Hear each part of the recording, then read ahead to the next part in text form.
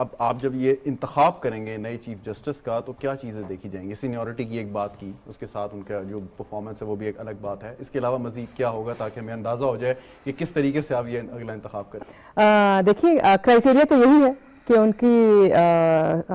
کیا کریڈیبلٹی ہے اور ان کا ایکسپیرینس کیا ہے، اور بائسڈ، بڑی بات سبین نے بہت اچھی بات کی، بائسڈ کیا کیا انہوں نے فیصلے کیے، آج تک جو فیصلے ہوئے وہ آئین و قانون کے مطابق ہوئے، جو حلف انہوں نے لیا ان کے مطابق ہوئے، یا پاپولر فیصلے کیے گئے،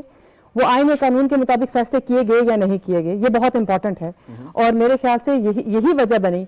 آپ نے دیکھا ہماری پاکستان کی تاریخ میں، اگر میں گیلانی صاحب کی بات کروں، راجہ پرویز اشرف صاحب کی بات کروں، بڑے میاں صاحب کی بات کروں، تو یہ اس قلم کی سیاہی کی وجہ سے اپنے عہدوں سے گئے۔ 25 کروڑ عوام کی جو ایوان ہے وہ 7 والی بلڈنگ کی پین کی انک کی سیاہی کی وجہ سے وہ گھر بھیجے گئے۔ اگر میں بات کہوں اس کے بعد ووٹ آف نو کانفیڈنس، دیکھیں آئین میں جو طریقہ ہے کسی بھی حکومت کو یا کسی بھی وزیر اعظم کو گھر بھیجنے کا، تو وہ ووٹ آف نو کانفیڈنس جس کا ہم نے اطلاق کیا اور جس کے اوپر ہم نے کام بھی کیا، اور آپ نے بھی دیکھا کہ ایک آئینی طریقے سے ہم نے اگر ہم نے کسی وزیر اعظم کو گھر بھجوانا ہے تو یہی ایک طریقہ ہے کہ وہ آئینی طریقہ ہو۔ تو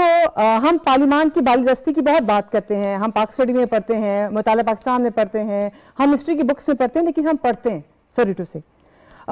بچپن میں ہم نے بھی پڑھا، ہمارے بچے بھی پڑھ رہے ہیں، لیکن پارلیمان کی بالادستی کی جب ہم بات کرتے ہیں تو ہمیں پارلیمان کی سوری ٹو سے بالادستی اس طرح سے نظر نہیں آتی ہے۔ اور میں سمجھتی ہوں یہ 26ویں ترمیم ہے، یہ اس بالادستی کی طرف کچھ قدم ہے، ابھی اس بالادستی کو اسٹرانگ ہم نے کرنا ہے۔ ہم کسی بھی حکومت نہیں کر رہے ہیں، لیکن پھر کسی اور کی بھی حکومت نہیں ہے کہ وہ پارلیمان کے اوپر جو ہے وہ حکومت کرے، اپنی بالادستی دکھائے۔ جب ہم کہہ رہے ہیں کہ پارلیمان بالادست ہے تو پھر پارلیمان بالادست ہے، باقی جتنے ادارے بھی جو حلف لیتے ہیں وہ اسی پارلیمان کے جو آئین ہے 1973 کا آئین، اسی کے تحت لیتے ہیں، تو پھر وہ بھی اپنے اس حلف نامے کے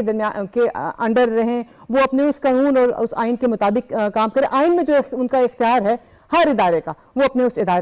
اس اختیار کے اندر ہے۔